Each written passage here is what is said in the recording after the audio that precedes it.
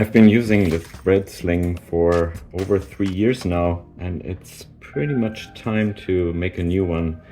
But I wanted to show you how a bread sling works.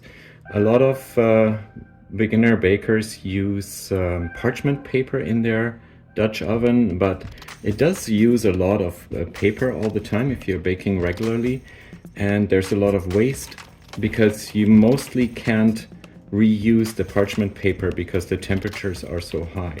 So what I do with a bread sling is, if I have my bread is coming out of the fridge, it's cold fermented, I put it on top and I tip the whole thing over and take it off.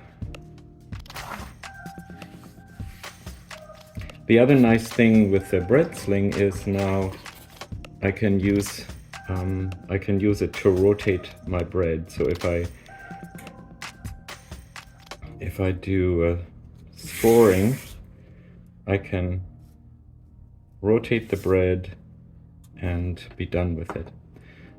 After this, I am going to take the whole bread sling and put the bread in the oven.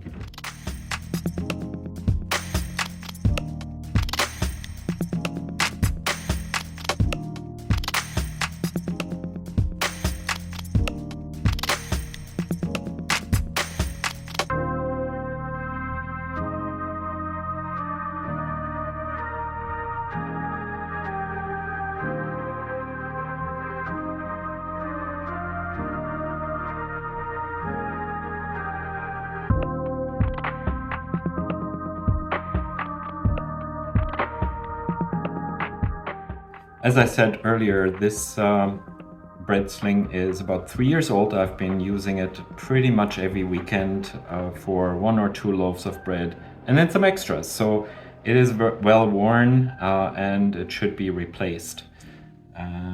And I will actually make one with you today that is custom designed for my Dutch oven. So the material is a silicone mat. The silicone mat, although there are 2 different kinds of mats, I don't recommend using this silicone mat. I don't know if you can see it here. That's a baking mat that has very strong, a very strong grid of fiberglass fibers, and I'm concerned about those fibers coming out of the mat. So I'm not recommending to use this. I'm just showing you that you might have one of these. Don't use it. What I recommend using is a more heavier baking mat, this one.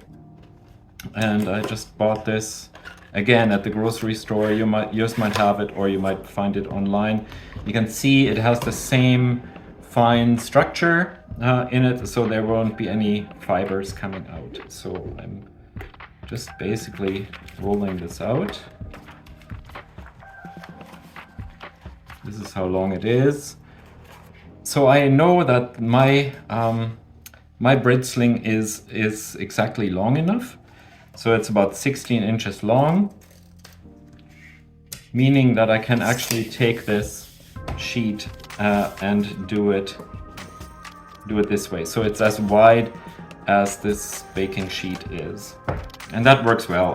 I've tested that, so you can use the 16 inches for pretty much any bread sling. So now I take my Dutch oven, put it on to this mat,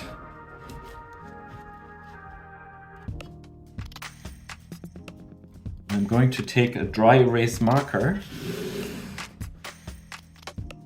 and mark around the bottom of this Dutch oven.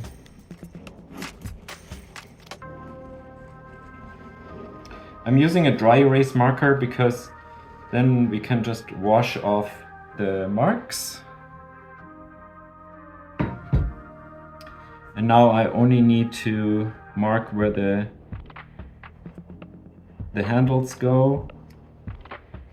These handles are not very long, but they will be long enough. Now the bread sling is going to be as big as the bottom of my Dutch oven.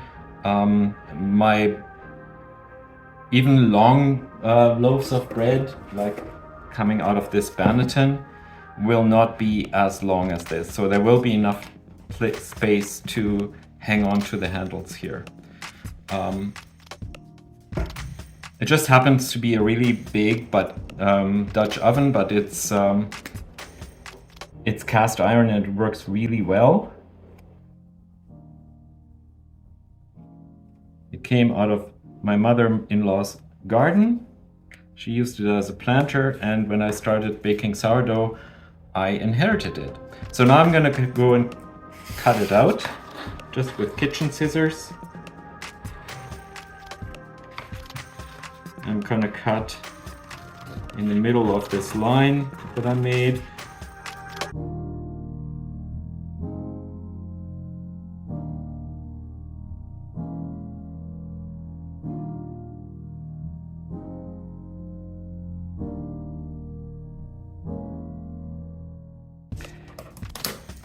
Now I have a bread sling for, I think I paid about $3 or $5 at the most.